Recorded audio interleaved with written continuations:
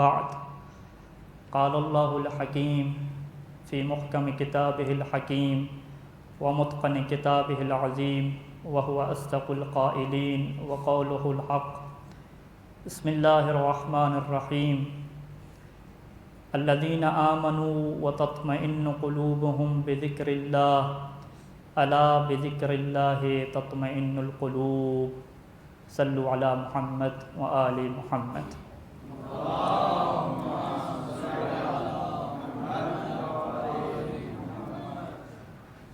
خداوند کریم سے دعا ہے کہ خدا ہماری ان مجالس کو اپنی بارگاہ میں شرف قبولیت عطا فرمائے، بانیان مجلس کی توفیقات خیر میں مزید اضافہ فرمائے۔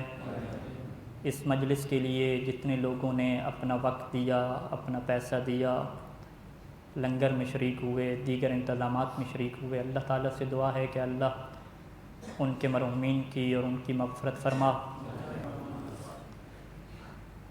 خطبہ کے آخر میں قرآن مجید کی ایک آیت آپ کے سامنے تلاوت کی کہ جس کے اندر مؤمنین کی ایک مرکزی صفت کو ذکر کیا جا رہا ہے۔ اس آیت کے اوپر بعد میں آتے ہیں، پہلے مقدمتاً ایک گفتگو۔ دنیا میں کوئی بھی انسان ایسا نہیں ہے کہ جسے کوئی نہ کوئی پریشانی، کوئی نہ کوئی مشکل پیش نہ آتی ہو۔ ہر انسان، چاہے اس کے پاس مال ہے تو پھر بھی وہ کوئی نہ کوئی پریشانی میں مبتلا ہوتا ہے، کوئی نہ کوئی بے چینی، کوئی نہ کوئی ٹینشن۔ مال نہیں ہے تو پھر بھی پریشان، شادی شدہ نہیں ہے تو پھر بھی پریشان، شادی شدہ ہے تو پھر بھی مشکلات۔ اچھا، زندگی میں یہ تمنا تھی کہ فلاں نعمت مل جائے، وہ نعمت مل گئی تو پھر بھی پریشان۔ یعنی کوئی بھی انسان اس بات سے خالی نہیں ہے کہ وہ کسی نہ کسی موڑ پہ، کسی نہ کسی حالت میں بے چینی کا، ڈسٹربنس کا، ٹینشن کا شکار ہوتا ہے۔ اور اس کے لیے بہت بڑی بڑی کتابیں لکھی گئی ہیں، ابھی تک لکھی جا رہی ہیں کہ کس طریقے سے انسان خود کو ریلیکس کرے، خود کے دل کو اطمینان اور سکون کی کیفیت میں لے کر آئے۔ بڑی بڑی کمپنیوں میں لوگ جو کام کرتے ہیں، ایجادات کرتے ہیں، ان کے لیے باقاعدہ ایک سیٹ اپ بنایا جاتا ہے، موٹیویٹر اسپیکر بلائے جاتے ہیں کہ جو تقریر کر کے کچھ ایسی باتیں کریں کہ ان کے دل کو اطمینان، استقرار حاصل ہو۔ کیونکہ جب انسان پریشان ہوتا ہے، جب انسان کا دل ٹینشن میں ہوتا ہے، دل کے اندر استقرار اور سکون نہیں ہوتا، تو اس کے اپنے گھر کے حالات بھی مشکل ہو جاتے ہیں۔ اب وہ بچوں سے بات بھی سیدھے طریقے سے صحیح نہیں کرتا۔ تو یہ بہت سارے طریقے بیان کیے گئے ہیں کہ موجودہ دور میں ایک باقاعدہ یوگا کا جو ورزش ہے وہ ایجاد کی گئی کہ انسان جو ہے وہ جس کے ذریعے سے سکون حاصل کر سکے۔ اس کے علاوہ انٹرٹینمنٹ کی دنیا میں کہ کوئی اگر پریشان ہو، کوئی نقصان ہو گیا ہو مالی، تو کوئی جی فلم دیکھنے چلے جائیں، مووی دیکھ لیں، یا بڑے بڑے پارک بنائے گئے ہیں، خوبصورت جگہیں بنائی گئی ہیں، نیچر کی جگہیں بنائی گئی ہیں، وہاں پہ انسان کو لے کر جاتے ہیں تاکہ تھوڑا ریلیکس ہو، فریش ہو، اسے دلی سکون ملے۔ پھر بھی حالات ایسے ہوتے ہیں کہ آپ دیکھتے ہیں کہ وہ انسان کہ جس کو شہرت بھی مل گئی، پیسہ بھی مل گیا، سب کچھ مل گیا، وہ آ کے آخر پہ خودکشی کر لیتا ہے، ٹینشن اتنی بڑھ جاتی ہے۔ لہٰذا کچھ لوگوں نے یہ بھی حل پیش کیا کہ مخدرات، وہ نشے کی چیزیں کہ جس میں تھوڑا نشہ ہوتا ہے، جیسے شراب کا استعمال، جیسے کچھ اور چیزوں کا استعمال، ان کی بھی اجازت دے دی۔ سب کا ہدف اور مقصد کیا ہے کہ یہ انسان سکون کی حالت میں آ جائے، کیونکہ اگر اس کا دل سکون کی حالت میں نہیں ہوگا تو دنیا کے کسی فیلڈ میں، دنیا کے کسی شعبے میں یہ ترقی نہیں کر سکتا۔ مگر سب لوگ اس بات کے طرف متوجہ ہیں کہ یہ جتنے بھی حل پیش کیے جاتے ہیں یہ عارضی حل ہیں، یہ 1-2 دن کے لیے، 3 دن کے لیے، 4 دن کے لیے انسان کو ریلیکس کر دیتے ہیں، لیکن پھر بھی ایک گھڑی ایسی آتی ہے کہ انسان یہ سمجھتا ہے کہ نہیں، ابھی میرے دل میں ایک خالی جگہ ہے، مجھے ضرورت ہے کسی اور چیز کی، مجھے وہ خوشی اور مجھے وہ سکون نصیب نہیں ہو رہا۔ دولت مل گئی، شہرت مل گئی، جو چاہتا تھا وہ مل گیا، پھر بھی ایک ٹائم ایسا آتا ہے کہ وہ سوچنے پہ مجبور ہو جاتا ہے کہ آخر کیا ہے کہ میرے اندر وہ اضطراب کی کیفیت آ گئی ہے، پریشانی کی کیفیت آ گئی ہے۔ اس کی وجہ یہ ہے کہ انسانوں نے اپنے اس علاج کے لیے انسان کے خالق سے رابطہ نہیں کیا۔ دنیا میں جو بھی چیزیں ایجاد ہوتی ہیں، جیسے گاڑی اگر ایک ایجاد ہوتی ہے تو اس کے ساتھ ایک کتاب دی جاتی ہے جس کے اندر لکھا جاتا ہے کہ اگر اس کے اندر یہ مشکل پیدا ہوگی تو اسے کیسے ٹھیک کرنا ہے، اس کے پرزے کیا ہیں، کیا چیزیں ہیں۔ یعنی جو گاڑی کا خالق ہے وہ بہتر بتا سکتا ہے کہ گاڑی کے اندر اگر مشکل پیدا ہوگی تو اسے کیسے ٹھیک کرنا ہے۔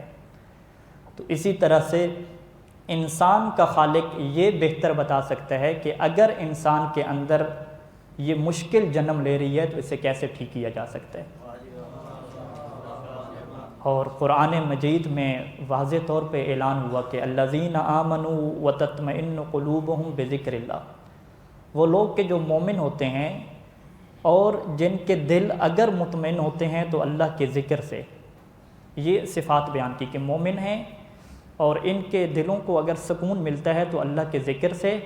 پھر قرآن نے ایک قانون جاری کیا کہ الا بذکر اللہ تطمئن القلوب، کہ آگاہ ہو جاؤ، جان لو کہ اللہ کے ذکر سے ہی دلوں کو اطمینان ملتا ہے۔ اللہ کے ذکر کے بغیر انسان کے دل کو اطمینان نہیں ملتا۔ ہم نے آج کی اس مختصر گفتگو میں اسی آیت کے اوپر یہ سمجھنا ہے علمی طور پہ، نفسیاتی طور پہ، کہ اللہ کے ذکر سے کیسے سکون ملتا ہے اور مومن کیسا ہوتا ہے کہ جو اگر سکون لیتا ہے تو اللہ کے ذکر سے لیتا ہے۔ اللہ کے ذکر سے کیا مراد ہے، یہ پہلا نقطہ۔ سب سے پہلے اگر ہم لغت میں جائیں، مفردات راغب میں ذکر کی تعریف یوں بیان کی کہ ذکر کہتے ہیں حفظ المعانی والعلوم، کہ انسان بہت سارے علوم کو، معنی کو جب یاد کر لے تو اسے کیا کہتے ہیں، ذکر کہتے ہیں۔ اور پھر یوں بیان کیا کہ وہ یستعمل الحفظ للبدء بینما الذکر للاستمرار فیہ، کہ جو حفظ کا کلمہ ہے یہ استعمال ہوتا ہے کہ جب انسان یاد کرنا شروع کرے، کسی حدیث کو انسان یاد کر رہے ہیں، مولا کے فضائل کو یاد کر رہے ہیں تو اس کے لیے حفظ کا کلمہ استعمال ہوگا۔ جب یاد ہو جائے، اب وہ یاد جب باقی رکھے گا انسان تو اس یاد کے باقی رہنے کے لیے ذکر کا کلمہ استعمال ہوگا۔ اگر انسان نے ایک قرآن مجید کی آیت یاد کر لی اور پھر وہ بھول گیا تو اس سے کہا جائے گا کہ اس کے پاس ذکر نہیں ہے، حفظ تو کیا تھا اس نے، ابھی ذکر نہیں ہے۔ اور اردو میں اگر اس کا ایک لفظ استعمال کیا جائے کہ یاد، تو یہ بہترین لفظ ہے، یاد۔ اور پھر لکھا کہ ذکر و شیء، کسی چیز کو جو یاد رکھنا ہے کبھی زبان سے ہوتا ہے اور کبھی دل سے ہوتا ہے۔ اب ذکر کی ہمارے سامنے دو قسمیں آ گئیں کہ ایک ذکر کیا ہے، وہ یاد ہے کہ جو دل میں ہے، کہ دل انسان کا غافل نہیں ہے، دل بھولتا نہیں ہے۔ اور ایک وہ یاد ہے کہ جو انسان کی زبان کے اوپر ہے، جسے کیا کہتے ہیں، ذکر اللسان کہتے ہیں۔ قرآن مجید کی اس آیت میں آیا ذکر اللسان مراد ہے یا ذکر القلب مراد ہے؟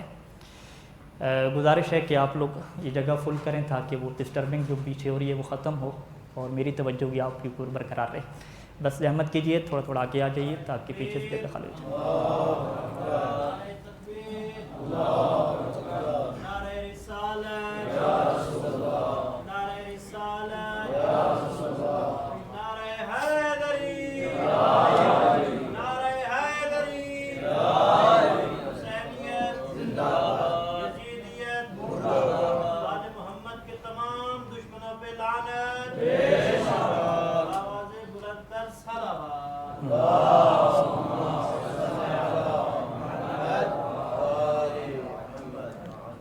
انسان کے دلوں کو سکون ملتا ہے تو وہ ذکر کے ساتھ ملتا ہے، اللہ کے ذکر سے۔ ذکر یا زبان پہ ہوتا ہے جیسے سبحان اللہ، الحمدللہ، یا ذکر دل میں ہوتا ہے، دل میں یعنی یاد، اللہ کی یاد۔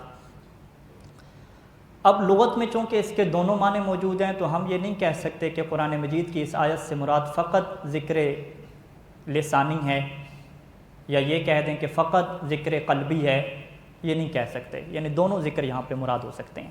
یہ تو ہوگی لغت کی بات۔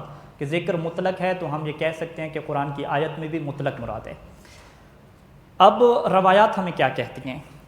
ایک دو روایات من لا یحضر الفقیہ میں شیخ صدوق علیہ الرحمہ نے اس روایت کو ذکر کیا کہ اللہ کے رسول امیر المؤمنین علیہ السلام سے ارشادات فرما رہے ہیں، یا علی ثلاث لا تطیقها هذه الامہ، کہ تین کام ایسے ہیں کہ جس کی طاقت یہ امت نہیں رکھتی۔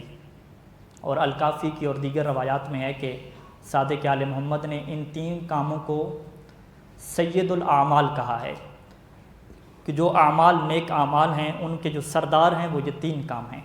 اور اللہ کے رسول کیا فرما رہے ہیں کہ تین کام ایسے ہیں کہ جو بڑے مشکل ہیں اور اس امت کے طاقت اس کے لیے جو ہے وہ خرچ ہوگی، ایسے ان کے پاس طاقت نہیں آئے گی۔ سب سے پہلی چیز ہے کہ المواساۃ للأخ فی مالہ، کہ اپنے بھائی کے ساتھ اپنے مال میں مواسات کرنا۔ اس کے پاس مال نہیں ہے تو اپنا مال اسے دے دینا، اس کے پاس کوئی نعمت نہیں ہے تو اپنی چیز اسے دے دینا، یہ کام بڑا مشکل ہے انسان کے لیے۔ اپنی پیسے کو دوسرے کو دے دینا یہ مشکل کام ہے۔ دوسرا کیا فرمایا کہ وَإِنصَافُ النَّاسِ مِن نَفْسِهِ، لوگوں کے ساتھ انصاف کرنا اپنے آپ سے۔ اور دیگر روایت جو امام صادق علیہ السلام کی ہے اس میں یوں بیان ہوا کہ لوگوں کے لیے اسی چیز کو پسند کرنا جو اپنے لیے پسند کرتا ہے، اور جو اپنے لیے پسند نہیں کرتا وہ اس کے لیے پسند نہ کرے۔ جیسے فرض کریں ایک انسان پسند کرتا ہے کہ اگر دوسرا اس سے بلائے تو اچھے نام سے بلائے، صاحب لگائے، سماعت و شیخ لگائے، اور وہ کسی کو پکارے اوئے فلاں کدھر جا رہے ہو، تو یہ اپنی ذات سے انصاف نہیں ہے۔ اگر وہ پسند کرتا ہے کہ مجھے اچھے طریقے سے بلایا جائے تو وہ پھر دوسرے کو بھی احترام دے، یہ کام بڑا مشکل ہے۔ وہ ایک دفعہ یوں ہوا کہ میں نے لکھا کہ جی فلاں صاحب، ایک طالب علم کے نام سے فلاں صاحب یہ کہہ رہے تھے، تو اگلا طالب علم کہتا ہے پنجابی میں وہ کیڑے صاحب جی، ٹھیک ہے، تو مطلب کیا کہ خود کو تو وہ صاحب کہنے کے لیے انسان تیار ہے، لیکن جب کسی کا ذکر ہو صاحب کے ساتھ تو کہتے ہیں اس کو صاحب کیوں کہہ رہے ہو بھائی، یہ مشکل کام ہے۔ اس کے لیے ظاہری بات ہے آپ نے کسی کو جب عزت دینی ہے، شرف دینا ہے، صاحب کہہ کے پکارنا ہے تو بڑا مشکل کام ہے۔ تیسرا کام جو شاہد مثال ہے، وذکر اللہ علی کل حال، ہر حالت میں اللہ کا ذکر، ہر حالت میں۔ اور پھر فرمایا کہ ولیس ہوا، یہ جو ہر حالت والا ذکر ہے، لیس ہوا، یہ ایسا نہیں ہے کہ سبحان اللہ والحمد للہ ولا الہ الا اللہ واللہ اکبر، یہ نہیں ہے، یہ مراد نہیں ہے، بلکہ اللہ کے رسول کیا فرما رہے ہیں، ولیکن اذا ورد علی ما یحرم علیہ خاف اللہ عز وجل عندہ وترکہ۔ اس ذکر سے مراد کیا ہے کہ اگر ایسا مورد پیش آ جائے کہ جس کام کو اللہ نے حرام کیا ہے تو اس کے دل میں اللہ کا خوف آ جائے اور وہ اس حرام کام کو چھوڑ دے، یہ وہ ذکر ہے کہ جو مومن کے لیے مشکل کام ہے۔ تو اب قرآن مجید کی اس آیت سے واضح ہو جائے گا کہ جس ذکر سے دلوں کو اطمینان ملتا ہے وہ اللہ کی ایسی یاد ہے کہ انسان اگر موبائل پہ کوئی چیز دیکھ رہا ہو تو فوراً اللہ کی یاد آ جائے اور انسان فوراً موبائل کی وہ چیز تبدیل کر دے، اپنی نگاہوں کو پھیر لے، تو یہ وہ اللہ کا ذکر ہے کہ جس سے دلوں کے اندر ایک ایسا سکون ملتا ہے، ایک ایسی چیز ملتی۔ تبھی تو وہ روایات ہیں کہ ایک مومن اگر نامحرم سے اپنی نگاہ کو ہٹا لیتا ہے، اس چیز کی طرف نہیں دیکھتا جو اس کے لیے حرام ہے، اور یہ اللہ کے لیے، فقط اللہ کے لیے ایسا کرتا ہے، تو اللہ اس کے دل میں ایسی لذت اور ایسا سکون نصیب کرتا ہے کہ جو پہلے سے کبھی کسی کو حاصل نہیں ہوتا۔ دوسری روایت کے امیر المؤمنین علیہ السلام نے فرمایا کہ جب صبر کی قسمیں کی، فرمایا کہ الصبر و صبران، صبر دو طرح کے ہوتے ہیں، اور پھر فرمایا کہ وذکر و ذکران، یہ جو ذکر ہے نا اللہ کا یہ بھی دو طرح کا ہوتا ہے۔ ذکر اللہ عز وجل عند المصیبہ، اگر انسان کے اوپر مصیبت ہے تو انسان اللہ کو یاد رکھے، یہ بھی ایک ذکر ہے۔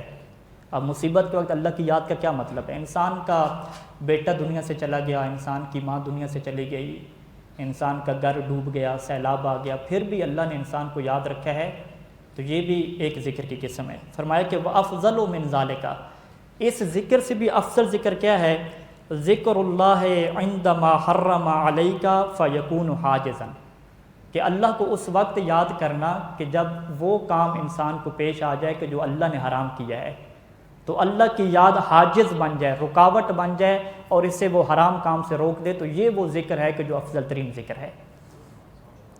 تو بس اس جیسی روایات ہمارے پاس بہت زیادہ ہیں، اور قرآن مجید کی ان روایات اہل بیت علیہ السلام کی ان باتوں کی تائید قرآن مجید کی دیگر آیات بھی کرتی ہیں، جیسے سورہ بقرہ میں ارشاد ہوا کہ من آمن باللہ والیوم الآخر وعامل صالحا، کہ جو اللہ پہ ایمان لے کر آئے، آخرت پہ ایمان لے کر آئے، وعامل صالحا، اور نیک کردار ہو، نیک عمل کرنے والا ہو، حرام کاموں سے خود کو بچانے والا ہو، فلہم اجرہم عند ربہم، اس کا اجر اس کے رب کے پاس ہے، اور کیا ہوگا، ولا خوف علیہم ولا ہم یحزنون، یہ وہ لوگ ہوتے ہیں کہ جن کے پاس خوف نہیں ہوتا، جن کے پاس غم نہیں ہوتا، جن کے پاس ٹینشن نہیں ہوتی۔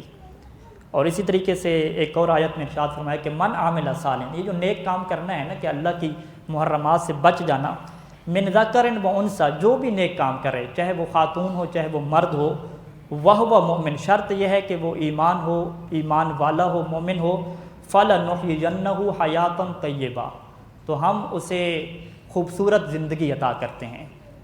خوبصورت زندگی کا کیا مطلب ہے کہ اسے ملین و نص یہ ڈالر ملنا شروع ہو جاتے ہیں؟ خوبصورت زندگی یہ ہے کہ سکون اسے مل جاتا ہے، اس کو استقرار مل جاتا ہے۔ جتنے ڈالر اور ملین والے ہیں وہ بھی تلاش کر رہے ہیں سکون کو، پیسے خرچ کرنے کے لیے تیار ہیں، انہیں بھی سکون نہیں مل رہا۔ جو سکون ملے گا اس کو سکون مل جائے گا، اگرچہ یہ مومن ہو سکتا ہے کہ خط غربت سے بھی نیچے ہو، لیکن پھر بھی حیات طیبہ، ایسی خوبصورت زندگی ملے گی کہ کوئی ٹینشن نہیں، کوئی پریشانی نہیں، کچھ بھی نہیں۔ اور جدید تحقیقات میں یہ بات واضح ہو چکی ہے کہ انسان کی بیماریوں میں 80-90% جو ہاتھ ہوتا ہے وہ انسان کی ٹینشن اور پریشانی کا ہوتا ہے۔ خالص بیماری یہ سبب نہیں بنتی انسان کی موت کا، بیماری کے پیچھے ٹینشن ہے، بیماری کے پیچھے اضطراب ہے، بے چینی ہے۔ تو جس کے اندر یہ صفت آ جائے کہ وہ اللہ کا ذکر رکھتا ہو، اللہ کی یاد رکھتا ہو، اور اللہ کی یاد بھی ایسی ہو کہ ہر وقت اس کے پاس ہو اللہ کی یاد، پھر یہ بندہ ایسا ہے کہ دنیا میں کچھ بھی ہو جائے اس بندے کے پاس کبھی ٹینشن نام کی کوئی چیز نہیں آئے گی۔ ولا هم يحزنون ولا خوف عليهم وتطمئن القلوب۔ اب یہ قرآن کی اس آیت کا مصداق ہوگا کہ یہ وہ لوگ ہیں کہ جو صاحبان ایمان ہیں کہ جن کے دل اللہ کے ذکر سے مطمئن ہوتے ہیں۔ ایک مرتبہ درود پڑھنے سارے مل کے۔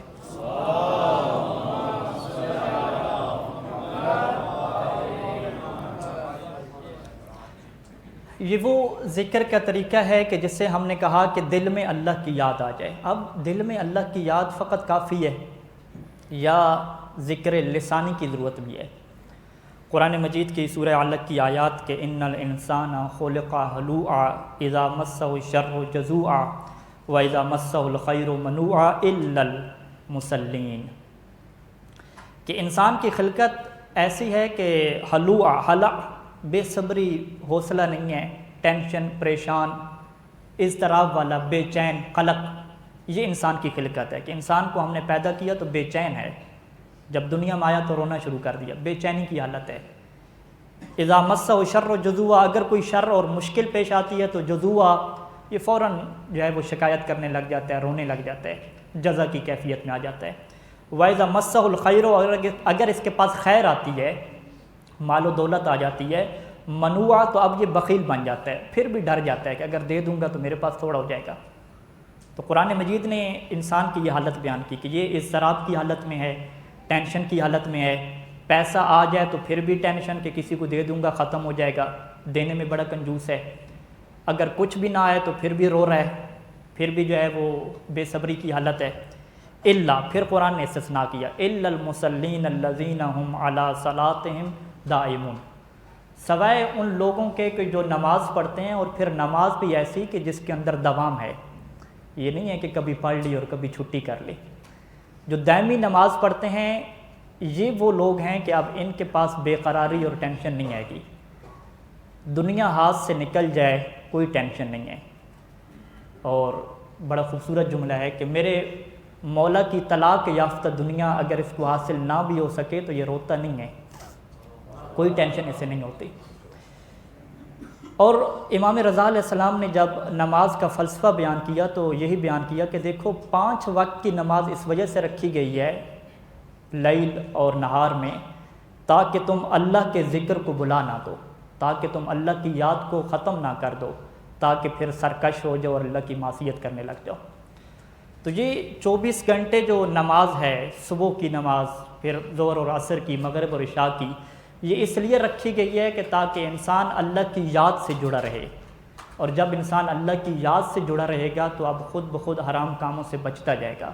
جب حرام کاموں سے بچتا جائے گا تو اب قرآن اعلان کر رہا ہے کہ ہم اسے حیات طیبہ عطا کر دیں گے، خوبصورت زندگی اسے عطا کر دیں گے، اور پھر اس کا دل ایسا ہوگا کہ والذین یطمئن قلوبہم بذکر اللہ، کہ یہ ان لوگوں میں سے ہوگا کہ جس کا دل مطمئن ہو جاتا ہے اللہ کے ذکر سے۔ ایک مرتبہ پھر بھی درود پڑھنے سارے مل کے۔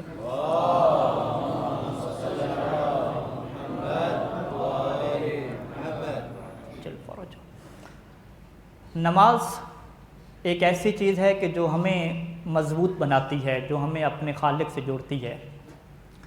انسان کے لیے ٹینشن، اضطرار کو ختم کرنے کے لیے جو ماہرین نے نفسیات لکھتے ہیں کہ ضرورت ہوتی ہے کہ یہ ایک شفیق اور رحم کرنے والی اور بڑی ذات سے متمسک ہو، اس سے جڑے۔ جیسے ایک انسان اگر پریشان ہے اور ماں کی گود میں سر رکھ دے تو وہ کہتا ہے کہ میری ساری ٹینشن ختم ہو گئی۔ کیوں؟ کیونکہ وہ ماں کو ایک شفیق سمجھتا ہے، دعا کرنے والی سمجھتا ہے۔ ایک انسان پریشان ہے تو اس کے اگر کسی وزیر اعظم سے رابطے وغیرہ ہو جائیں، واسطے ہو جائیں تو ٹینشن ختم۔ یہ کوئی ٹینشن نہیں ہے، کربلا میں جگہ بن جائے گی، کیوں جی ہمارے تعلقات ہیں، ٹھیک ہے، باقی مومنٹ ٹینشن میں ہوں گی۔ یعنی یہ انسان کی فطرت ہے کہ جب یہ بڑی طاقت کے ساتھ اپنے آپ کو متمسک کرتا ہے تو اس کے دل کی ٹینشن ختم ہو جاتی ہے۔ انسان کو ضرورت ہے کہ سب سے بڑی طاقت جو اللہ تعالیٰ کی ذات ہے اس سے متمسک ہو جائے، اس کے ساتھ انسان جڑ جائے گا، ہر وقت جڑا رہے گا تو اس کی ساری ٹینشنیں ختم ہو جائیں گی، ساری پریشانیاں ختم ہو جائیں گی۔ اور سیرت اہل بیت میں یہ چیز ہمیں بڑی واضح ملتی ہے۔ ابو بصیر کی یہ روایت ہے امام صادق علیہ السلام سے کہ امام صادق فرماتے ہیں کہ کان علی اذا حالہ شیء، کہ امیر المؤمنین علیہ السلام کو جب کسی بات سے ٹینشن ہوتی تھی، کوئی پریشانی اور خوف لاحق ہوتا تھا، دیکھیں مشکل کشا علی کے بارے میں بیان کر رہے ہیں، مشکل کشا علی کو جب مشکل آتی تھی، یوں آپ ترجمہ کر لیں، فازع الی الصلاۃ، فوراً نماز کی طرف واپس آتے تھے اور نماز پڑھتے تھے اور فرماتے تھے ثم تلا ھذی الآیہ، پھر قرآن کی یہ آیت تلاوت کرتے تھے واستعینوا بالصبر والصلاۃ، کہ صبر اور نماز سے مدد حاصل کرو۔ تو یہ اہل بیت علیہ السلام کی سیرت رہی ہے۔ وسائل الشیعہ میں مرحوم حر عاملی نے پورا باب لکھا ہے کہ خوف کے وقت کیسے نماز، پریشانی کے وقت کیسے۔ ہر جگہ پہ اہل بیت نے انسان کو بڑی طاقت کے ساتھ جڑنا سکھایا ہے، کیونکہ انسان جب بڑی طاقت سے جڑ جاتا ہے تو پھر اس کے دل کی ٹینشن اور پریشانی ختم ہو جاتی ہے۔ اور یہی وجہ ہے کہ جب امام حسین علیہ السلام کو ایک بڑی مشکل پیش آئی کہ عاشور کے دن بڑی بڑی قربانیاں دینا تھیں، تو جناب عباس سے کیا کہتے ہیں، یعنی یہ جب پہلے حالات کیا بنے کہ امام صادق علیہ السلام یہ فرما رہے تھے کہ ایک وقت ایسا آیا کہ ابن سعد کی فوجیں اور امام حسین علیہ السلام کی فوجیں آمنے سامنے ہو گئیں، اور وقت ہو گیا کہ اب جو ہے وہ جنگ کرنی ہے۔ یعنی صادق علیہ محمد کے الفاظ ہیں کہ ثم خیر بین النصر علی اعدائہ و بین لقاء اللہ، اب حسین کو دو آپشن دے دیے گئے کہ یا تو آپ خود کو تسلیم کر لیں اور ہم آپ کو قیدی بنا کے لے چلیں، یا تو پھر موت کے لیے اور لقاء اللہ کے لیے تیار ہو جائیں۔ فاختار لقاء اللہ ہے، اب حسین نے اللہ کی ملاقات کو قبول کر لیا، کہا کہ ہم نے جو ہے وہ اللہ سے ملاقات کرنی ہے۔ اللہ سے ملاقات کیا مطلب؟ یعنی خود کو شہید کرنا تھا، اکبر و عباس اور قاسم کو شہید کرنا تھا، شہادت کے بعد مقدرات عصمت اور بہن کی چادر کو بھی قربان کرنا تھا، بہت بڑی مشکل تھی۔ اب اس مشکل کے حل کے لیے حسین نے کیا طریقہ اپنایا؟ امیر المومنین کی سیرت یاد ہے نا کہ جب مشکل پیش آتی تھی تو فوراً نماز کی طرف جاتے تھے۔ مولا حسین فرماتے ہیں کہ اے عباس ارجع فرددہم ھذی العشیہ، جاؤ انہیں روک دو آج کی رات، لعلنا نصلی لربنا ھذی اللیلہ، آج کی رات حسین اپنے اللہ کے لیے نماز پڑھنا چاہتا ہے۔ کیوں؟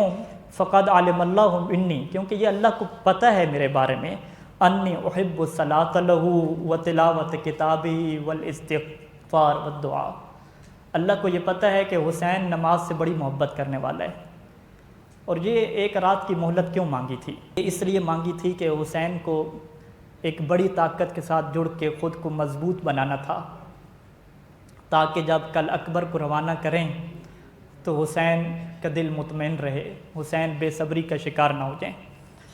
اور اکبر کی بس شہادت کے ایک دو جملے پھر مجھے مولا حسین کی شہادت پڑھنی ہے۔ اکثر محققین نے یہ تحقیق پیش کی ہے کہ جب اصحاب شہید ہو چکے اور بنی ہاشم کی باری آئی ہے تو سب سے پہلے حسین نے اپنے بیٹے اکبر کو بھیجا ہے، یہ اکثر محققین کی تحقیق ہے۔ اور جب بھیج رہے تھے تو روایات کہتی ہیں کہ ایک مایوسانہ نگاہ دیکھ رہے تھے، وہ بکا اور رو بھی رہے تھے۔ اور پھر جب اکبر شہید ہو کے آ گیا ہے نا، تو اب یہ روایت ہیں کہ رفع الحسین صوتہ بالبکاء، کہ حسین اتنا اونچا رویا ہے کہ لم یسمع احد الی ذلک الزمان صوتہ بالبکاء، کہ ابھی تک اتنا اونچا رونا کسی نے بھی نہیں سنا تھا حسین کا۔ اللہ سے جڑنے والا، اللہ سے توسل کرنے والا، اللہ کی عبادت کرنے والا حسین بھی اکبر کی لاش پہ اتنا اونچا رویا ہے۔ اور پھر فوراً بد دعا کے لیے ہاتھ بلند کر کے حسین کہتا ہے کہ یا بنیا قتل اللہ قوما قتلوک، میرے بیٹے اکبر اللہ اس قوم کو قتل کر دے جس نے تجھے قتل کیا۔ اور پھر آخری منظر ارباب مقاتل نے یوں لکھا کہ بوڑھے باپ نے جوان بیٹے کی میت پر کیا کیا، فوضع خدہ علی خدہ، بوڑھے حسین نے اپنا رخسار حسین اکبر کے رخسار پہ رکھا اور آنکھوں میں آنسو ہیں، اور کیا جملہ کہا، ثم قال علی الدنیا بعدک الافا، اے اکبر تیرے بعد حسین کی دنیا کے اوپر خاک ہو جائے۔ اب آپ سوچ سکتے ہیں کہ عصر عاشور کے وقت جب حسین کے سب شہید ہو گئے تو حسین کی کیا حالت ہوگی۔ میں کہتا ہوں اگر کوئی دنیا کا انسان ہوتا نا تو وہ تو اکبر کی شہادت کے بعد ہی مر چکا ہوتا۔ لیکن حمید بن مسلم کہتا ہے کہ واللہ ما رأیت مکسورا قط، میں نے ایسا مغلوب کوئی انسان نہیں دیکھا، قد قتل ولدہ واہل بیتہ واصحابہ، کہ جس کی ساری اولاد قتل ہو گئی ہو، جس کے اہل بیت قتل ہو گئے ہوں، جس کے صحابی قتل ہو گئے ہوں، لیکن اربت جعشن، جس کا دل اتنا مضبوط ہو کہ جب حملے کرتا تھا تو فیہزمون بین یدیہ کأنہم الجراد المنتشر، ایسے فوج اشقیاء بکھر جاتی تھی جیسے بکھری ہوئی ٹڈیاں ہوتی ہیں۔ پھر حسین مسلسل کہہ رہے تھے لا حول ولا قوت الا باللہ العلی العظیم، کہ کوئی طاقت نہیں ہے سوائے اللہ کی طاقت کے۔ حسین اپنے آپ کو جوڑ رہا ہے اللہ کی طاقت سے، ہر وقت کہہ رہے تھے اللہم انک تری ما نافی ہے، اللہ تو دیکھ رہا ہے نا۔ حسین دعائیں مانگ مانگ کر آخری وقت تک خیموں کی حفاظت کرتا رہا۔ اور پھر ایک وقت ایسا آ گیا کہ اب حسین بالکل اکیلا رہ گیا۔ جب اکیلا رہ گیا تو اب حسین نے ایک ندا بلند کی ہے جسے کلمہ استغاثہ کہتے ہیں۔ ندا یوں تھی کہ حل من ذاب یذب عن حرم رسول اللہ، کہ کوئی ہے جو حرم رسول کا دفاع کرنے والا ہو۔ مقتل خوارزمی کی روایت ہے کہ حسین ندا دینے کے بعد کیا کرتا ہے، ثم التفت الحسین عن یمینہ وعن شمالہ، حسین ندا دینے کے بعد دائیں اور بائیں دیکھتا ہے، فلم یرى احدا من الرجال، کوئی بھی نہیں آیا حسین کی مدد کو۔ اسی حالت میں کیا ہوا کہ فخرج علی بن الحسین زین العابدین، کہ اب خیمے سے زین العابدین نکلا ہے، اور حالت کیا تھی کہ وکان مریضا، وہ بیمار تھا، ولا یقدر علی حمل سیفہ، جو تلوار بھی نہیں اٹھا سکتا تھا۔ اور کیا حالت تھی، وہ ام کلثوم تنادی خلفہ یا بنی ارجع، ام کلثوم ندا رہی تھی اے علی کہاں جا رہے ہو۔ جب حسین نے دیکھا کہ زین العابدین آ رہے ہیں میدان میں، فوراً کہا یا ام کلثوم خذی ہے وردی ہے لئلا تبقى الارض خالیۃ من نسل آل محمد، اے ام کلثوم سجاد کو لے جاؤ، یہ دنیا کہیں نسل آل محمد سے خالی نہ ہو جائے۔ اور پھر روایت کہتی ہے کہ اذا ایقن بالموت، جب حسین کو موت کا یقین ہو گیا تو اب خیمے میں آیا ہے الوداع کرنے کے لیے۔ خیمے میں حسین کا الوداع کرنا بہت دردناک منظر ہے۔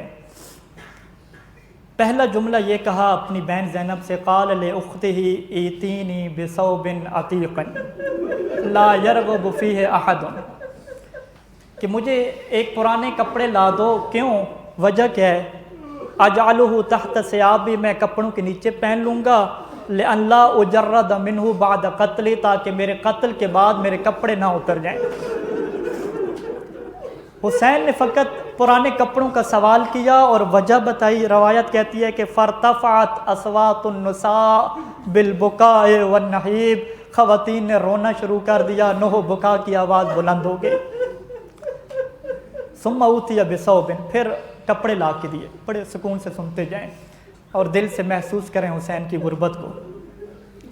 جب پرانے کپڑے لا دیے نا تو حسین نے پہنے نہیں ہیں، فَخَرَّقَهُ وَمَزَّقَهُ مِنْ أَطْرَافِهِ، پرانے کپڑوں کو بھی اطراف سے حسین نے پارا پارا کرنا شروع کر دیا۔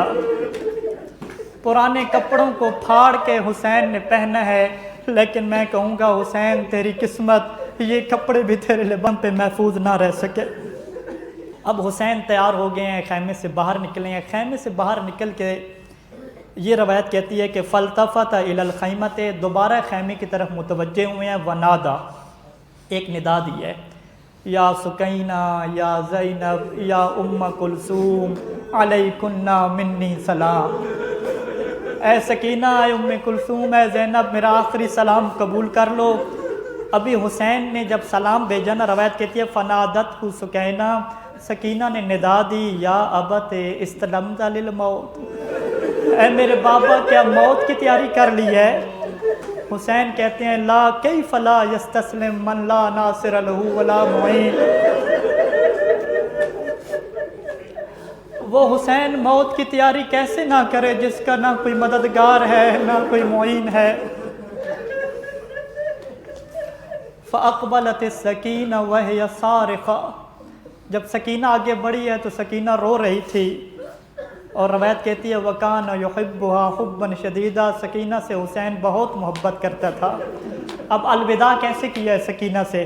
فَضَمَّهَا إِلَى صَدْرِهِ وَمَسَحَ دُمُوعَهَا بِكَمِّهِ، سکینہ کو اپنے سینے سے لگایا، سکینہ کے آنسو صاف کیے، اور کہتے ہیں اے سکینہ سَيَطُولُ بَعْدِي يَا سکینہ فَعْلَمِي مِنْكَ الْبُكَاءَ، اے سکینہ میرے بعد تجھے بہت رونا ہے، سیکھ لو ابھی سے رونا۔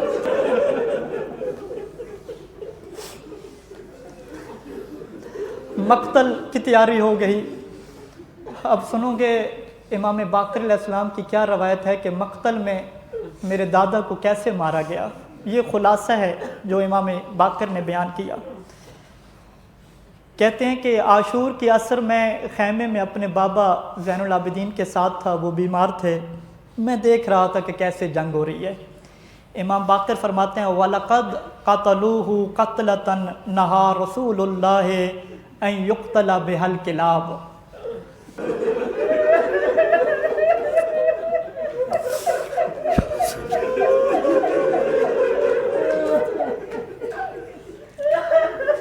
کیسے قتل کیا؟ مولانا باقر فرماتے ہیں لقد قتل بالسیف والسنان وبالحجارت والخشب وبالعصا، تلوار سے بھی قتل کیا گیا، پتھروں سے بھی قتل کیا گیا، نیزوں سے بھی قتل کیا گیا، تیروں سے بھی قتل کیا گیا، اور ڈنڈوں سے بھی قتل کیا گیا۔ اور قتل ہونے کے بعد کیا کیا؟ وَلَقَدْ أَوْطَئُوهُ الْخَيْلَ بَعْدَ ذَلِكَ، حسین کو گھوڑوں کے نیچے رون ڈالا۔ اب مقتل کے اندر یہ لکھا ہوا ہے کہ حسین نے بڑی شجاعت کے ساتھ مقابلہ کیا، مسلسل خدا سے دعائیں مانگ رہے، مانگ کے دعائیں مانگ کے 1000 سے زیادہ لوگوں کو فنار کیا۔ جب حسین کو وہ سنبھال نہ سکے، حسین کا مقابلہ نہ کر سکے، تو اب شیخ مفید علیہ رحمہ لکھتے ہیں کہ فَلَمَّا رَآ ذَلِكَ شِمْرٌ ذِي الْجَوْشَنِ، شمر العین نے جب یہ حالت دیکھی کہ حسین کا کوئی مقابلہ نہیں کر رہا، وآمر الرعاة رماة ان یرموا، تمام تیر والوں کو حکم دیا کہ سب لوگ اکٹھے ہو جائیں اور مل کے تیر ماریں۔ شیخ مفید کیا لکھتے ہیں؟ فَرَمَوْهُ بِالسِّهَامِ حَتَّى صَارَتْ كَالْقُنْفُذِ، انہوں نے تیروں کی اتنی زیادہ حسین ابن علی پہ بارش کی کہ ان کا جسم ناظرین ایسے ہو گیا جیسے ساہی کے جسم پہ کانٹے ہوتے ہیں۔ اور یہاں پہ پھر مقتل میں پورے باب باندھے گئے ہیں کہ ان تیروں سے کتنے زخم لگے۔ کچھ روایات ہیں کہ 72 زخم لگے، کچھ روایات ہیں 73 لگے، اور صاحب سعادت الدارین خدا علامہ نجفی کو صحت عطا کرے، انہوں نے جب لکھا نا کہ یہ روایات 72 اور 73 کی ہیں، کہتے ہیں یہ تو وہ زخم ہیں جو زہری جسم پہ لگے، اللہ جانے زخموں کے اندر کتنے زخم لگے ہوئے تھے یہ کوئی نہیں بتا۔ اور میں روایت پڑھ رہا تھا امام باقر علیہ السلام کی کہ امام باقر فرماتے ہیں کہ قد اصیب الحسین 320 طعنہ، کہ حسین کو 333 سے بھی زیادہ زخم لگے ہیں جو تلوار کے تھے اور نیزوں کے تھے۔ اور پھر یہ جو تیروں کا واقعہ ہے، اب مقاتل میں ایسی روایات بھی ہیں کہ ان ظالموں نے حسین کو ہر اس جگہ پہ تیر مارے ہیں جس جگہ پہ اللہ کا رسول بوسے لیتا تھا۔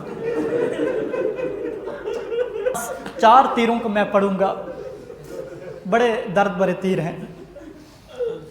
روایت یہ کہتی ہے، الفتوح کی یہ روایت ہے کہ حسین آخری وقت میں بہت پیاسا ہو گیا، اشتد العطش علیہ، پیاس کا غلبہ ہو گیا تھا۔ حسین پانی بھی مانگتا رہا، پانی نہ دیا انہوں نے۔ حسین جب فرات کے کنارے پہنچا ہے، فرما رجل منہم بسہم فوقع السہم فی جبہتہ، ایک لائن نے ایسا تیر مارا جو حسین کی اس جگہ پہ لگا جہاں پہ رسول بوسے دیا کرتا تھا، حسین کی پیشانی پہ تیر لگا، فسالت الدماء، خون بہنے لگ گیا، اور حسین کیا کہہ رہے تھے؟ اللہم انک تری، اے اللہ تو دیکھ رہا ہے۔ یہ وہ پہلا تیر تھا۔ دوسرا تیر کہاں پہ لگا؟ اب یہاں پہ ایک شیخ صدوق کی روایت ہے، ایک شیخ مفید علیہ رحمہ کی روایت ہے۔ جو پہلی روایت ہے شیخ صدوق کی وہ چوتھے امام سے ہے۔ چوتھے امام فرماتے ہیں کہ جب حسین آسمان کی طرف اپنا سر بلند کر کے اللہ سے مناجات کر رہا تھا اور کہہ رہا تھا اللہم انک تری ما یصنع بی، اللہ تو دیکھ رہا ہے کہ یہ لوگ کیا کر رہے ہیں، اسی دوران ایک شخص آیا وَرُمِيَ بِسَہْمٍ فَوَقَعَ فِي نَحْرِهِ، ایک ایسا تیر مارا جو حسین کی گردن پہ لگا، وَخَرَّ عَنْ فَرْسِهِ، اور حسین گھوڑے کی زین پہ سنبھل نہ پایا، گھوڑے کی زین سے حسین نیچے گر گیا۔ اور شیخ مفید نے کیا لکھا کہ تیر ایسے لگا کہ تحت حنکہ، تحت الحنک تیر لگا، اور اس تیر لگنے کے بعد حسین نے کیا دعا مانگی ہے؟ حسین کہہ رہے تھے اللہم ان ھذا فیک قلیل، اے اللہ یہ بھی بہت تھوڑا ہے۔ یہ 2 تیر ہو گئے۔ تیسرا تیر پڑھنے سے پہلے میں وہ روایت پڑھوں گا کہ جب حسین پیاسے ہو گئے اور حسین نے اللہ کے رسول سے پانی مانگا، پانی نہیں تھا، روایت کہتی ہے فوضع لسانہ فی فمہ، کہ اللہ کے رسول نے اپنی زبان حسین کے منہ میں رکھ دی تھی۔ میں سوچ رہا تھا کہ حسین کے منہ میں زبان تو رکھی ہے، کیا کوئی ایسا تیر بھی ہے جو حسین کے منہ کے اندر لگا ہو؟ اب صاحبان مقتل نے الکامل فی التاریخ طبقات کبریٰ سے ان روایات کو لکھا ہے کہ جب حسین کی پیاس بڑی ہے اور حسین نے ایسا حملہ کیا ہے کہ فرات پہ پہنچ گیا، اب فرات پہ حسین قریب ہوا، پانی پینا چاہتا ہے، فرماہ حسین بن نمیر بسہم فوقع فی فمہ، کہ ایک لائن نے ایسا تیر مارا کہ جو حسین کے منہ کے اندر لگا ہے جا کے، فجعل یتلقى الدم بیدہ، حسین کا خون حسین کے ہاتھوں پہ ہے، حسین نے وہ خون آسمان کی طرف پھینک دیا اور اللہ کی حمد کرنے لگ گئے۔ یہ 3 تیر سن لیے، اب چوتھا تیر سنو گے کہ جس کے بعد حسین کا اٹھنا بڑا مشکل ہو گیا تھا۔ خوارزمی کی یہ روایت ہے، مقتل خوارزمی کی، کہ حسین اتنے تیر لگنے کے بعد بھی کھڑے ہو گئے، خود کو سنبھالا۔ اذا اتاہ حجر فوقع علی جبہتہ، کسی لعین نے پتھر مارا اور حسین کی پیشانی پہ لگا، اور پتھر جب پیشانی پہ لگا تو خون بہہ رہا تھا، حسین نے وہ خون صاف کرنا شروع کیا۔ اتنے میں وہ بڑا تیر کون سا آیا؟ فَأَتَاهُ سَهْمٌ مُحَدَّدٌ مَسْمُومٌ لَهُ ثَلَاثُ شُعَبٍ فوقع فی قلبہ، ایک ایسا تیر آیا کہ جو 3 شعبہ تیر تھا، زہر میں بجھا ہوا تھا، وہ حسین کے قلب میں پیوست ہو گیا، حسین کے سینے میں پیوست ہو گیا۔ حسین کا سینہ کون سا سینہ؟ فقال الحسین بسم اللہ وباللہ وعلی ملت رسول اللہ ورفع رأسه إلى السماء وقال یا الہی انک تعلم انہم یقتلون رجلا لیس علی وجہ ابن نبی غیرہ، اللہ تو دیکھ رہا ہے نا کہ یہ اس کو قتل کر رہے ہیں کہ اب اس کے بعد تیرے نبی کا کوئی بیٹا دنیا پہ نہیں ہوگا۔ اور یہ تیر جب حسین نے نکالنا چاہے تو سامنے سے نہیں نکلا۔ مقتل خوارزمی کہتے ہیں فَأَخَذَ السَّهْمَ وَأَخْرَجَهُ مِنْ وَرَاءِ ظَهْرِهِ، کہ حسین نے تیر کو اپنی پشت کے پیچھے سے نکالا ہے۔ فَانْبَعَثَ الدَّمُ كَالْمِيزَابِ، خون کا ایسا فوارہ نکلا ہے جیسے میزاب سے پانی آتا ہے، جیسے پرنالے سے بارش کا پانی آتا ہے۔ فَوَضَعَ يَدَهُ إِلَى الْجُرْحِ، حسین نے زخموں پہ خون رکھا، خون کو آسمان کی طرف جب پھینکا ہے تو روایت کہتی ہے فما رجع من ذالک من قطرہ، کوئی قطرہ نہ آیا واپس، بس حسین کی آخری حالت آ گئی، وہ درد برا مقام آ گیا کہ جس کے اوپر آسمان بھی پھر رونے لگ گیا، زمین بھی رونے لگ گئی۔ روایات میں دیکھ رہا تھا کہ آخر وقت حسین کی حالت کیا تھی اور کون سے لوگ تھے جو حسین کے اوپر ظلم کر رہے تھے۔ 3 لوگوں کی روایات ملی، ایک سنان، ایک خولی اور ایک شمر، یہ 3 لائن تھے جو آخری وقت میں حسین کے اوپر ظلم کرتے رہے۔ آخری وقت کیسا تھا؟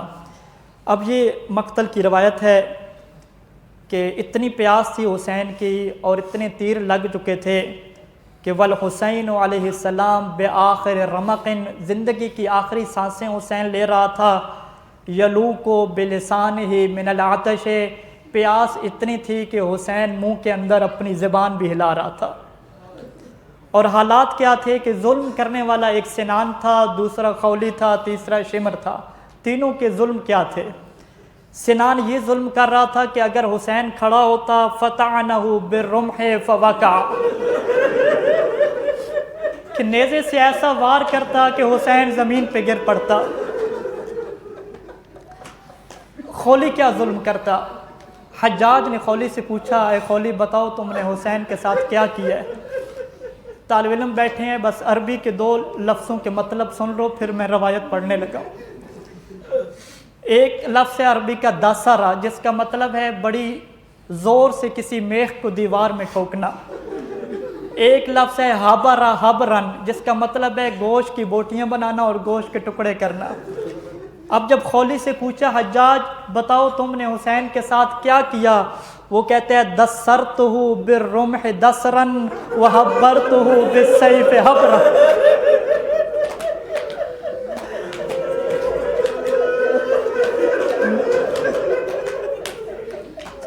بس جن کو ترجمہ سمجھ نہیں آیا ترجمہ کر دیتا ہوں کہ میں نیزے کو حسین کے جسم میں ایسے گھساتا تھا جیسے دیوار میں میخ کو گھساتے ہیں۔ وحبرتہ بالسیف حبرا، اور حسین کو جسم کے گوشت کو تلوار سے ایسے کاٹتا تھا جیسے گوشت کی بوٹیاں کاٹتا۔ اب حسین پانی مانگتا رہا لیکن پانی نہ ملا۔ اب یہ تیسرا ظلم جو شمر کر رہا تھا وہ کیا ظلم ہے؟ اب یہاں پہ بھی عربی کے ایک لفظ ہے رافسا، ضاربہ کا مطلب کسی کو مارنا ہوتا ہے، رافسا کہتے ہیں کہ اپنے پاؤں سے کسی کے سینے پہ ضربے مارنا۔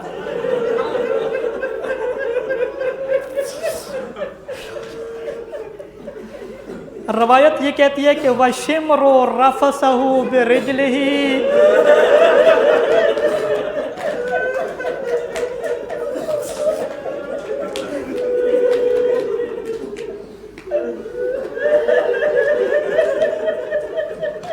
ہم نے اور آپ نے فقط روایات کو پڑھا اور برداشت نہ کر سکے۔ روایات سے یہ ظاہر ہوتا ہے کہ اس منظر کو زینب بھی کھڑی دیکھ رہی تھی۔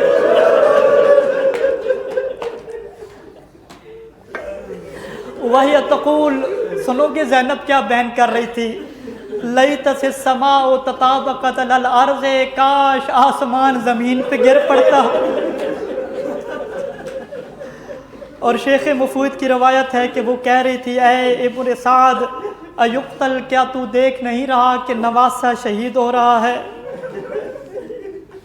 ویحک یا عمر ایقتل ابو عبداللہ وانت تنظر علی۔ پھر زینب نے ایک صدا اور بھی بلند کی، اما فیکم مسلم، کیا تم میں کوئی مسلمان نہیں ہے جو حسین کے اوپر ظلم کو روکے؟ اب شمر نے اپنے ان دو ساتھیوں سے کہا کہ انتظار کس بات کا ہے، جاؤ حسین کا سر کاٹو۔ اب روایت کہتی ہے کہ خولی نے بھی انکار کر دیا، ابن سنان نے بھی انکار کر دیا۔